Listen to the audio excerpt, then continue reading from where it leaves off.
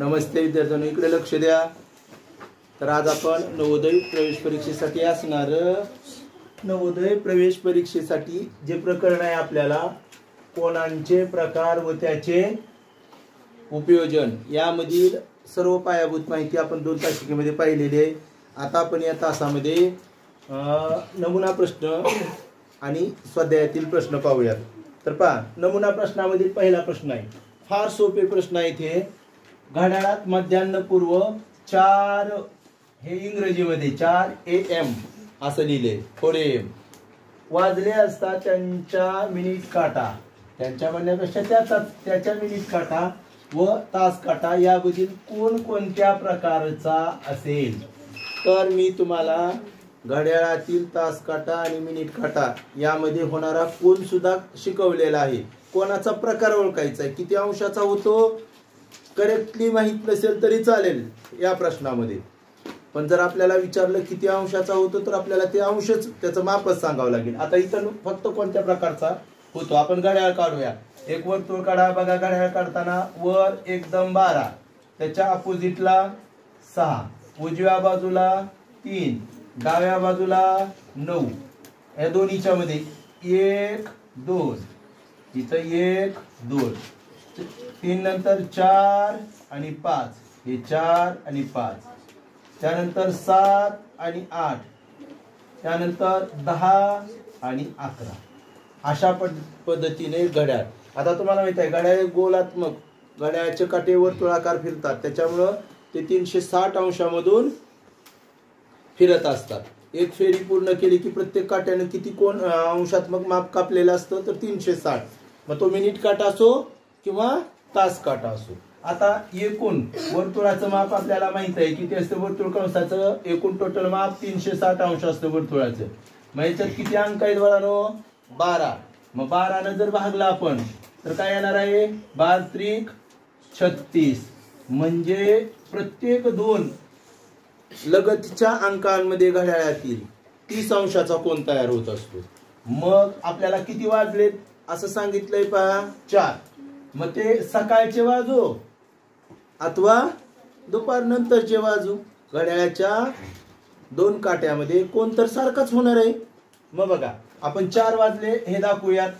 4 वाजता मिनिट काटा कुठे असेल, बरोबर 12 वर असणार, मान्य 12 वरच असणार मिनिट, आणि तास काटा मात्र बरोबर 4 वर असणार, बरोबर 4 वर असणार।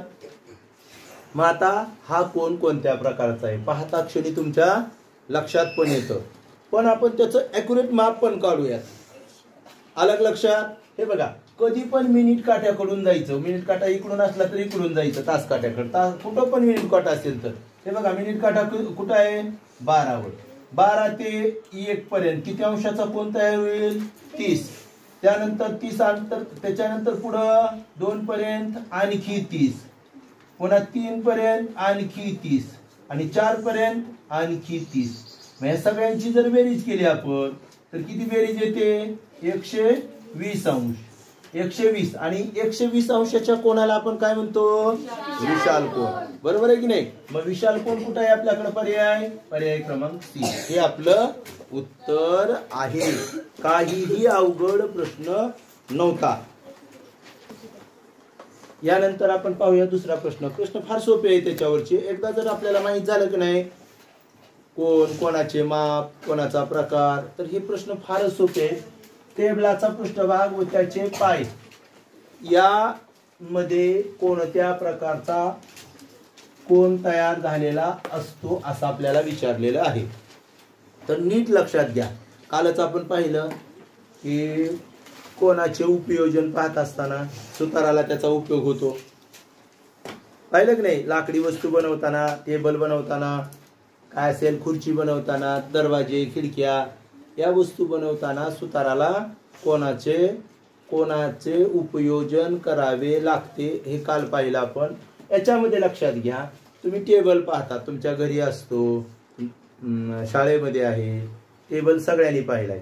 तर टेबलाचा वरचा पृष्ठभाग, हे पहा टेबलाचा वरचा पृष्ठभाग असा असतो जनरली। आता मी क्रॉस दिलाय, असा तुम्हाला असा बी दिसू शकेल, आणि त्याचे पाय हे बघा, आणि हे इथं पाय असू शकतं, आहे की नाही?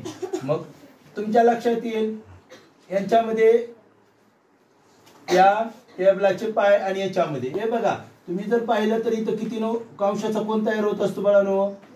90 अंशाचा. मग 90 अंशाच्या कोणाला काय म्हणतो आपण? काय म्हणतो? काटकोन. म्हणजे बघा 90 अंशाचा कोण तयार होतो आणि तो असतो काटकोन. असा पर्याय आहे पर्याय क्रमांक 1 मध्ये. काही अवघड आहे का याच्यामध्ये? तुम्हाला पण माहित आहे, तुम्ही बघू सुद्धा शकता तुमच्या घरच्या टेबलमध्ये. ओके.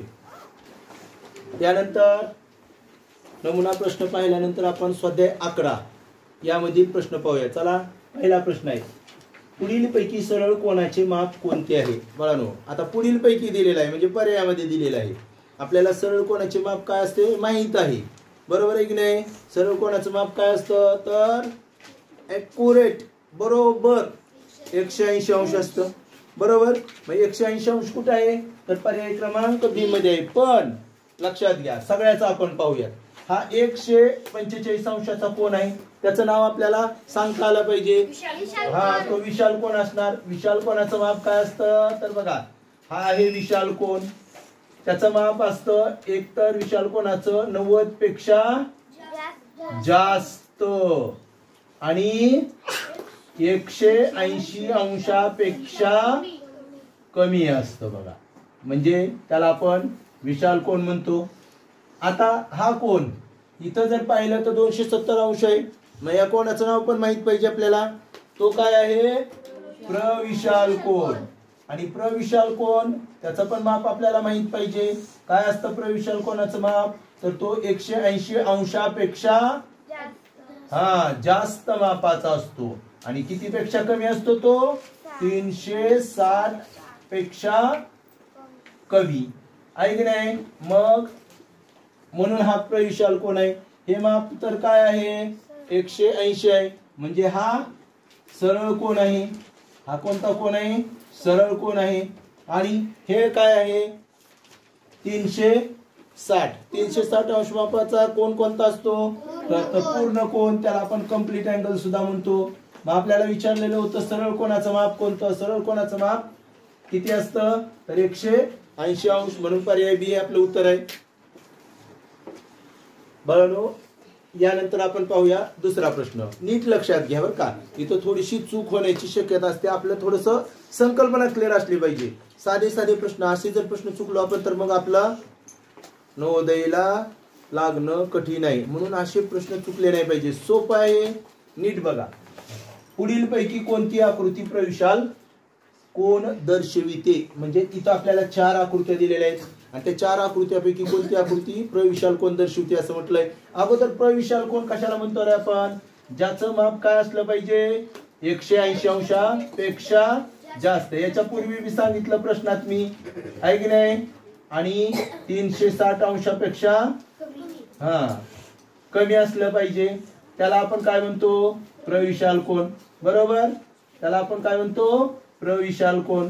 मग आपल्याला प्रविशाल कोण जर पाहायचं असेल आकृती कोणती आहे, तर एक गोष्ट पहिल्यांदा लक्षात घ्या की आपण कोण कुठं पाहत असतो. कोण पाहणं, कोण इथं पाहायला गेलं उलटे जर कोण पाहिलात तुम्ही तर मग सगळेच तुम्हाला प्रविशाल कोण म्हणजे दिसतील. म्हणून इकडे लक्षात घ्या, हे हा पहिलं ए मध्ये या ठिकाणी आहे, या ठिकाणी. ह्याच्या विरुद्ध बाजूला आहे का? अजिबात नाही. हे लक्षात घ्या. म्हणजे हा कोण निश्चितपणे आपल्याला किती का अंशाचा असेना, किती का अंशाचा असेना, पण आपल्याला माहित आहे हा कोण काय आहे? 90 पेक्षा नक्की काय आहे? कमी आहे. 90 पेक्षा कमी आहे. म्हणजे हा कसला कोण झाला? तर लघु कोण झाला बाळांनो. कोणता झाला? लघु कोण. कोणता कोण आहे? लघु कोण. आता हा दुसरा कोणाचा विचार करूयात आपण. कोण इकडून आहे का बाहेरून? हे आतून आहे. आतून म्हणजे हा कोण बघायचा आहे मधला. मग मधला कोण तुम्हाला लक्षात येईल. इथं जर स्ट्रेट असतं स्ट्रेट तर तो काटकोन असला असता. हा काटकोनापेक्षा ही उभी लाईन बरं का असती तर काटकोन असला असता. इथं असती तर, पण आहे का अशी? नाही. म्हणजे तो काटकोनापेक्षा सुद्धा दूर आहे एकमेकापासून, आहे की नाही? म्हणून हा नक्कीच कसला कोण आहे? तर विशाल कोण आहे. काय पण माप असू द्या पण तो 90 अंशापेक्षा विशाल कोण. कारण तो 90 अंशापेक्षा कसा आहे? मोठा आहे. 90 अंशापेक्षा मोठा आहे म्हणून तो काय विशाल कोण आहे. याच्या विरुद्ध बाजूचा विचार नाही करायचा. त्यानंतर आपण पाहूयात आकृती क्रमांक सी मध्ये दिलेली तिसरी आकृती. आता बघा ह्या आतल्या बाजूला खूण आहे का रे बाळांनो? नाही. आतल्या बाजूला असतं तर तो लघुकोण झाला असता. पण खूण कुठे आहे बघा या बाजूनं इथपर्यंत. म्हणजे इकडचा कोण बाहेरचा कोण पाहायचा आपल्याला. इकडचा बाहेरचा कोण पाहायचा आहे. बाहेरचा कोण तुम्ही लक्षात घ्या. निश्चित तो किती आहे 180 अंशापेक्षा मोठा आहे. 180 अंशापेक्षा मोठा आहे. म्हणजे 180 अंशापेक्षा जर मोठा असेल तर तो कोण कोणता असतो. निश्चितपणे प्रविशाल कोण असतो. कोणता असतो प्रविशाल कोण. मग बघा बरं प्रविशाल कोण हा आला. आणि त्यानंतर हा तर आपल्याला माहित आहे आडवीला आहे. आणि इथं अशा पद्धतीने चौकोन जर दिला नेहमी चौरस तयार होत असेल मधल्या बाजूला तर हा नेहमी काटकोन असतो. 90 अंश माप असतो. मग याचं नाव आहे काटकोन. मग आपल्याला पर्याय प्रश्नपत्रिकेत काय विचारलेलं आहे. प्रश्नात काय विचारलेलं आहे तर प्रविशाल कोण. मग कोणता आला प्रविशाल कोण. पर्याय क्रमांक सी हे आपलं उत्तर आहे. यानंतर पाहूया प्रश्न तिसरा. आता इथं मात्र थोडस गोंधळ निर्माण होण्याची शक्यता आहे आणि हा प्रश्न थोडासा काळजीपूर्वक समजून घ्या. प्रश्न तिसरा आहे टिंब कोण तयार करतात. आता ऑप्शन मध्ये आपल्याला 2 रेषा दिलेल्या आहे. आता 2 रेषा मुळे कोण तयार होतो असं नाही. पण 2 रेषा जर नीट लक्षात घ्या मी काय म्हणतो ते बरं का. 2 रेषा ही एक रेषा आणि ही एक रेषा घेतली मी. परस्परांना छेदून जर गेल्या बघानो परस्परांना हे समजा या ठिकाणी छेदल्यात ओ ह्या बिंदूमध्ये छेदलात तर कोण तयार होत असतात. कोण तयार होतात अनेक कोण तयार होतात. आपल्याला इथं कोण तयार करतात असं म्हणजे अनेक कोण नाही पाहिजे. एक कोण कसा तयार होतो हे पाहिजे. आलं का. इथं पण रेषांमुळे होतो की हा एक कोण हा एक कोण हा एक कोण हा एक. 2 रेषा जर परस्परांना छेदून गेल्या तर त्या ठिकाणी सुद्धा कोण तयार होतात. होत नाही तसं नाही. पण बघा आपल्याला कोण कसा तयार म्हणजे होतो हे पाहायचंय. आणि दुसरा पर्याय काय 2 रेषाखंड. आता 2 रेषाखंड आता 2 रेषाखंड घेतले मी. समजा हा रेषाखंड घेतला एक आणि हा दुसरा एक रेषाखंड घेतले मी. ए बी हा एक रेषाखंड आणि सी डी हा एक दुसरा रेषाखंड. झाला का कोण तयार. आता झाला का कोण तयार नाही. पण जर मी हा असा रेषाखंड घेतला आणि हा दुसरा एक रेषाखंड घेतला ए बी आणि सी डी. आता कोण तयार झाला का. झाला की कोण तयार.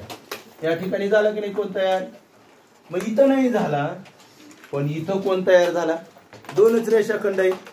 या ठिकाणी काय नुसतं आपल्याला पर्याय काय दिलाय 2 रेषाखंड. 2 रेषाखंड कसे तयार करतील. कधी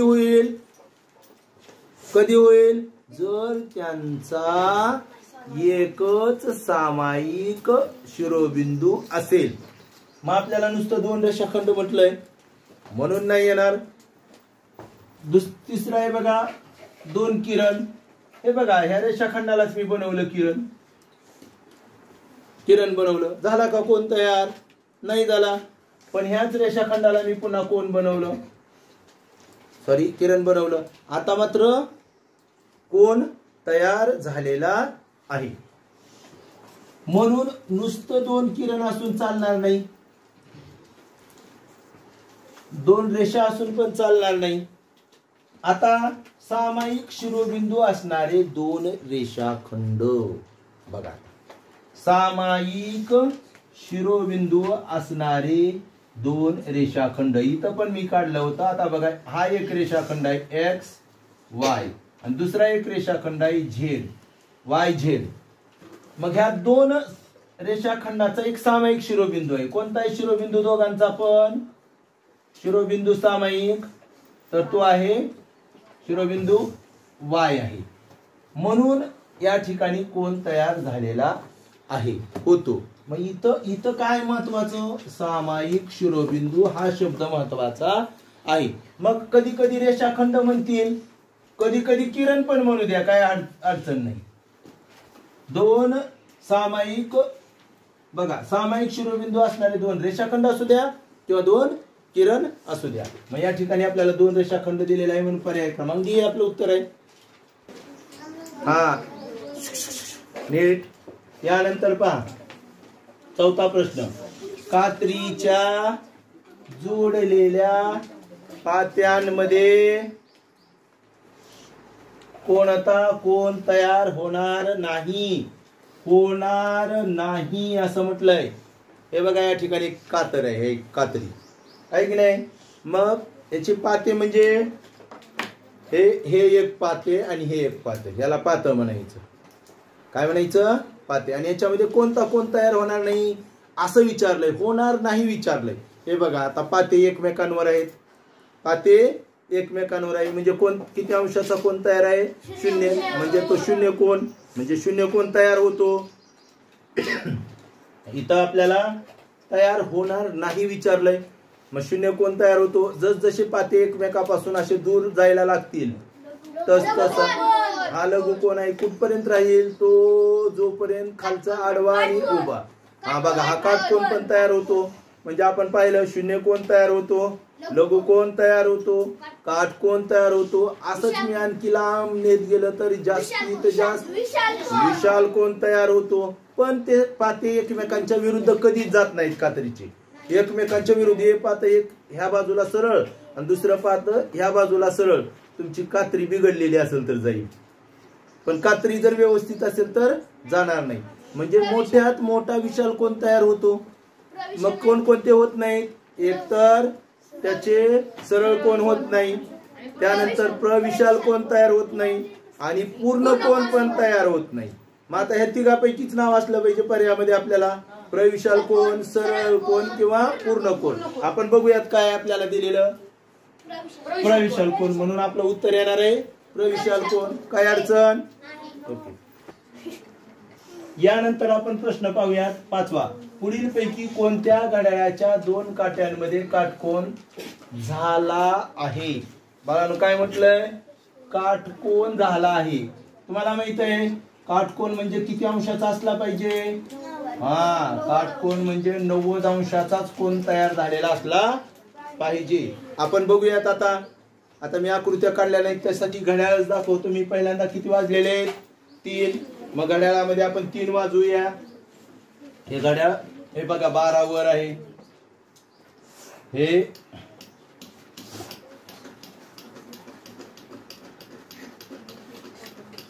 हा 12. आता बघा हे मिनिट काटा किती वर आला बाळांनो, 12. आणि तास काटा 3. मग बघा मी तुम्हाला सांगितलंय मिनिट काट्यापासून कसं मोजायचं, किती अंशाचा कोन तयार होतो. हे बघा हे इथून इथपर्यंत 30 आणि इथपर्यंत 60 आणि इथपर्यंत 90. म्हणजे 3 वाजता किती अंशाचा कोन तयार झाला, 3 वाजता 90 अंशाचा कोन तयार होतो. मग 90 अंशाच्या कोणाला काय म्हणतात,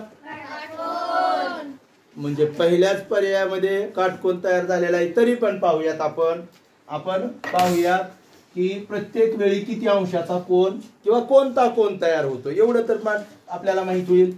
हा झाला काटकोन तयार. आता पहा दुसऱ्या घड्याळामध्ये आपल्याला 5 वाजून 45 मिनिट दाखवलेत. आपण पाहूया 5 वाजून 45 मिनिट. तर बघा हे 5 वाजले आणि पुन्हा हा काटा 9 वर जाईल. तर एक गोष्ट लक्षात घ्या, काही जणांना इथं मात्र चूक होते. काही जणांची त्यांना वाटतंय की इथं पण काटकोन तयार होतो. बाळांनो 5 वाजून 45 मिनिट झालेत. हा काटा बरोबर 9 वर आहे मान्य, पण त्यावेळी हा काटा 6 वर असणार आहे का, असणार आहे का 6 वर, नक्कीच नाही. तर हे बघा 6च्या माग असेल.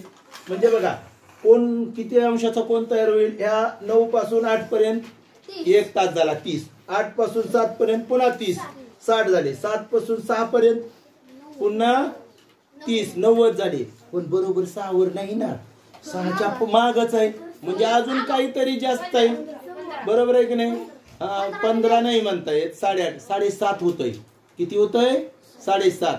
म्हणजे तिथं कोण का 7.5 होतं? अर्धा जर तास असेल तर 15 मिनिट, इथं पाव तास आहे म्हणजे 7.5 मिनिट. म्हणजे हे 90 आणि हे 7.5 म्हणजे किती मिनिटात कितीचा कोण? 97.5 अंशाचा 97.5 अंशाचा कोण तयार होईल. आणि याचं नाव काय येईल? बरोबर, विशाल कोण. विशाल कोण. त्यानंतर बघा 10 वाजता आपण 10 घड्याळात वाजूयात. घड्याळात 10 वाजूयात. घड्याळात 10 वाजल्यानंतर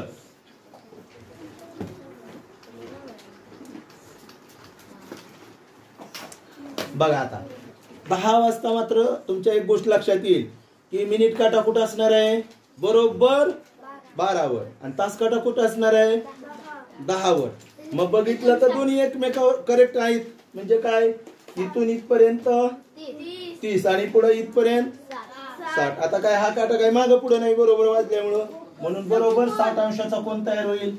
किती अंशाचा? 60. म्हणजे कोणता असेल? लघु कोण तयार होईल. आणि 6 वाजता पाहूयात आपण. करेक्ट 6 वाजता. बघा 6 वाजता काय असेल? तास काटा 6 वर असेल आणि मिनिट काटा मात्र बरोबर 12 वर असेल. मग बघा बघूया आपण 6 बरोबर 6 वाजता. बघा परस्परांच्या विरुद्ध आहेत. करेक्ट. एक बरोबर 6 वर आहे आणि एक बरोबर 12 वर. म्हणजे कोणता कोण तयार होणार? 180 अंश मापाचा सरळ कोण तयार होणार. पण आपल्याला विचारलंय काय? काय विचारलेलं आहे? काटकोन. म्हणजे 90 अंशाचा कुठं आहे? पर्याय क्रमांक ए हे आपलं उत्तर आहे. यानंतर आपण पुढील प्रश्न पाहूयात. प्रश्न क्रमांक 6. मध्यान्नोत्तर 3:45 म्हणजेच 3:45 वाजता. कंसात लिहिलंय 3:45 PM म्हणजे दुपार नंतरचे. मध्यान्नोत्तर म्हणजे सकाळचे वाजो किंवा दुपारचे. घड्याळांच्या काट्यामध्ये कोण तर सारखाच होणार आहे. सकाळचे वाजताना वेगळा होणार आहे, दुपारचे वाजताना वेगळा. कोणामध्ये काही फरक पडत नाही, सकाळ असो दुपार असो. घड्याळाचा मिनिट काटा व तास काटा यामध्ये कोणता कोण तयार होईल. हे बघा आकृती काढलेली नाही मी, त्यांनी पण दिलेली नाही, पण मी घड्याळ दाखवतो. हे बघा हे घड्याळ आहे. या घड्याळामध्ये तुम्ही जर पाहिलं तर मी बरोबर 3:45 वाजवलेले आहेत. बघा हा काटा 4च्या जवळ आलेला आहे आणि हा काटा 9 वर आहे. म्हणजे 3:45 वाजलेत घड्याळामध्ये. तर अशा वेळी कोणता कोण असेल तर बघा आपल्याला माहिती आहे मिनिटाकडूनच तास काट्याकडे जायचं मोजताना. कधी पण मिनिट काट तास काट्याकडून यायचं नाही, मिनिट काट्याकडून. आता वरचा मोजणार नाही तर आपण कोण खालून मोजावा लागेल.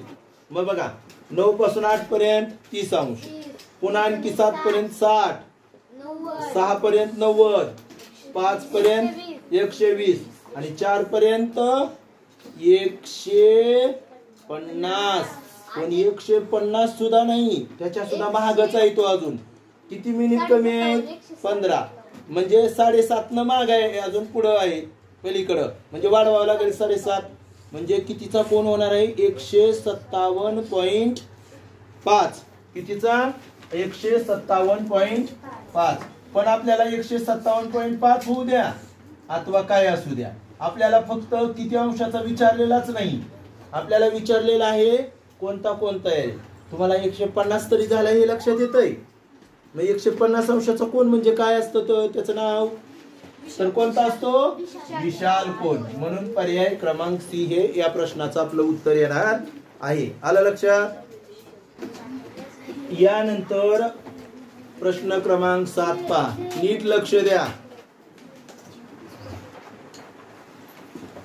7वा प्रश्न आहे, पुढील पैकी कशामध्ये कोणाचा उपयोग केला जात नाही? नकारार्थी प्रश्न आहे, केला जात नाही. आपण काल कोणांचे उपयोग सुद्धा पाहिलेला आहे. मग त्यामध्ये हा जो प्रश्न आहे त्याच्यावर आधारित आहे. तर नीट पहा, पहिलं म्हटलंय 2 रेषाखंडामधील वळणाचे प्रमाण याच्यासाठी कोणाचा वापर केला जातो लक्षात घ्या, म्हणजे हे बरोबर आहे. त्यानंतर सागराची खोली मोजणे, सागर म्हणजे समुद्राची खोली मोजण्यासाठी कोणाचा वापर होत नाही, म्हणून हे चुकीचं आहे. होतो का मोजण्यासाठी? पुढे बघा, इमारतीचे मोजमाप तुम्हाला माहित आहे त्या ठिकाणी कोणाचा माप म्हणजे उपयोग होतो इमारतीच्या याच्यासाठी. त्यानंतर क्रीडा स्पर्धा. आता तुम्ही म्हणाल क्रीडा स्पर्धा म्हणजे कुठल्या पण मैदानी खेळासाठी मैदानाची आवश्यकता असते, ग्राउंडची आवश्यकता असते. मग ग्राउंड आखणी करतात की नाही, मग आखणी करताना काटकोनात ग्राउंड आलं पाहिजे. मग कबड्डीचं असेल कशाचं पण असेल, हे ग्राउंड जर असेल असं तर या ठिकाणी कोण बरोबर काटकोनातला आला पाहिजे. लक्षात घ्या, हे मैदान आहे समजा, या बाजूला काटकोन आला पाहिजे. हे अशा पद्धतीनं मैदान असताना इथं काटकोन आला पाहिजे, इथं आला पाहिजे. ही मधली बॉर्डर असेल तर ही सुद्धा स्ट्रेट येण्यासाठी इथं सुद्धा काटकोन आले पाहिजेत. म्हणजे इथं पण कोणाचा मैदानाची आखणी करताना उपयोग होतो, म्हणजे क्रीडा स्पर्धेमध्ये पण उपयोग होतो. आपल्याला प्रश्न असा विचारलाय कोणाचा उपयोग केला जात नाही, मग या ठिकाणी केला जात नाही, म्हणून पर्याय क्रमांक बी हे आपलं उत्तर आहे, सागराची खोली मोजणे. ओके. यानंतर आपण 8वा प्रश्न पाहूयात. नीट लक्ष द्या, फार सोपे प्रश्न आहेत, पण असा प्रश्न चुकला की संपला आपलं, हे लक्षात घ्यायचं. पूर्ण कोणाचे माप किती असते? तर बघा इथं दिलेला आहे पहिला पर्यायामध्ये 180 अंश, आणि त्याला आपण पूर्ण कोण नाही म्हणत बाळांनो, त्याला आपण सरळ कोण म्हणतो. काय म्हणतो? सरळ कोण. 360, याला मात्र 360 बरोबर माप असल्यानंतर त्याला आपण म्हणतो पूर्ण कोण. इंग्रजीमध्ये त्याला कम्प्लीट अँगल म्हणतो आपण. सरळ कोणला स्ट्रेट अँगल म्हणतो. त्यानंतर 0 अंशाच्या कोणाचं नाव असतं? शून्य कोण. आणि त्यानंतर 90 अंश माप दिलेला आहे, म्हणजे तो काय आहे? काटकोन. मग आपल्याला काय विचारलेलं होतं? पूर्ण कोण. मग पूर्ण कोण कोणता आला? पर्याय क्रमांक बी. काही अडचण नाही. यानंतर बघा कालच आपण अशा प्रकारचे प्रश्न पाहिलेत, आणि हा प्रश्न तशाच पद्धतीचा आणि सोपा प्रश्न आहे. धाराशिवकर, सोबतच्या आकृतीतील कोणांची संख्या आहे, म्हणजे किती कोण आहेत असं विचारलंय त्याने आपल्याला. मग आपल्याला माहित आहे जर एकच शिरोबिंदू असेल आणि त्यातून तयार होणारे कोण असतील, त्यांचा या सर्व कोणांचा सामायिक शिरोबिंदू काय आहे? ए. मग एकाच शिरोबिंदू पासून जर किरण कितीही निघत असतील, आता बघा इथं किरण दिलेत, कधी कधी रेषाखंड बी देतील, काही असू द्या, आपल्याला या ठिकाणी कोण तयार होतात. मग मी काल सांगितलं काय करायचं, सगळ्यांची नावं पण मोजता येतात, नावं लिहिता येतात, पण नाही करायची आपण. त्याचे जेवढे पार्ट पडतात भाग, त्याच्या अंतर्भागात क्रमांक ओळीने टाकायचं 1 पासून. 1, 2 आणि 3. किती भाग झाले? 3च. मग लिहायचं कोणांची संख्या. 2 पद्धतीनं काढू शकता तुम्ही कोणांची संख्या. तर जेवढे भाग झालेत की नाही त्या सर्व भागांची बेरीज करायची, म्हणजे 1 + 2 + 3 तर काय येईल? 6. कोणांची संख्या किती आहे? 6. पण हे कसं सोपं जातं माहितीये का? भाग जर कमी असतील तर, पण भाग जर समजा 15, 20, 25 भाग जर दिले तुम्हाला, 10, 15, 20, तर काय करायचं? हे बघा दुसऱ्या पद्धतीनं काढताना ही पद्धत लक्षात ठेवा. सगळ्यात महत्वाचं कोणांची संख्या काढताना जेवढे भाग झाले की नाही बाळांनो, किती पण भाग होऊ द्या, 3 झाले तर ती 3 घ्यायचं, गुणिले त्याच्या पुढची संख्या घ्यायची, पुढची. म्हणजे 10 भाग झाले तर 10 × 11 करणार, 15 भाग झाले तर 15 × 16 करणार. इथं भाग आहे 3, 3 × 4 आणि भागिले 2 विसरायचं नाही. 2 × 1 2, 2 2 4, 3 2 6. आलं लक्षात? ह्या पद्धतीनं लक्षात ठेवलेलं सगळ्यात सोपं. मग असं 6 कुठं आहे? पर्याय क्रमांक डी मध्ये. मग आपलं उत्तर आलं पर्याय क्रमांक डी. यानंतर नीट लक्ष द्या, हा प्रश्न असा जर प्रश्न आला तर मग तुमची चूक होईल. आपल्याला आता प्रश्न 10वा शेवटचा प्रश्न आहे स्वाध्यायामधील. सोबतच्या चौकोनात किती कोन तयार झाले आहेत असं म्हटलेलं आहे. या ठिकाणी एक आकृती दिलेली आहे बाळांनो. हा चौकोन आहे आणि त्याच्यामध्ये हा मधली जी रेषा असते का शिरोबिंदू त्याला कर्ण म्हणतात बरं का. हा चौकोनाचा कर्ण आहे. ही आकृती आहे, आकृती दिसते आपल्याला आणि त्याचा समोरासमोरील जर बिंदू जोडत असेल तर त्याला कर्ण म्हणायचं. हे पहा, हे नाव देतो ए बी सी आणि डी. ही चौकोनाची आयताची आकृती. आता कोण किती तयार झालेत म्हटलंय. कोण लक्षात घ्या. तर पहिल्यांदा बघा, हा कोण 1, हा कोण 2. किती झाले बघा. पुन्हा माझ्या बरोबर करा. बी हा कोण असलेला आणि डी हा कोण 2 झाले. त्यानंतर बघा नीट लक्ष द्या, हा इथला एक कोण इकडचा बर का आणि त्याच्या खालचा एक कोण किती झाले 4. बघा हे बघा, वरचा एक इथला, मी प्रत्येक ठिकाणी कोणाला नंबर टाकतो. इथला 1, इथं 2, हे वरचा 3, खालचा 4 आणि हा एक इथं 5. हो काटकोण होते पण मी दाखवताना असा दाखवला फक्त. हा काटकोण 6 झाले की नाही आतापर्यंत का 5 झाले. हा 2 5 झाले 5. ठीक आहे. हा एक इथला एक आणि हा मोठा एक. लक्षात आलं. त्यानंतर इथं बघूयात. इथला हा छोटा 6, इथला छोटा 7 आणि हा इथला एक मोठा 8. मग आता पर्यायामध्ये बघा कुठं आहे 8. तर पर्याय क्रमांक डी हे आपलं उत्तर येणार आहे. पण काय होतं माहिती आहे का, आपल्याकडून चुकून आपण ही इथं 1 2 धरतो, ही मोठा धरायचा विसरतो. मग इथला एक विसरला जातो, इथला एक विसरला जातो. मग पर्याय ये येतंय 6 येतंय आपलं असं होतंय. आणि म्हणून थोडं काळजी करायची. आलं लक्षात. ओके. अशा पद्धतीनं आपण आज स्वाध्याय 11 मधील सर्व प्रश्न व्यवस्थितपणे समजेल असे सोडवलेले आहेत. आपण या ठिकाणी थांबूया.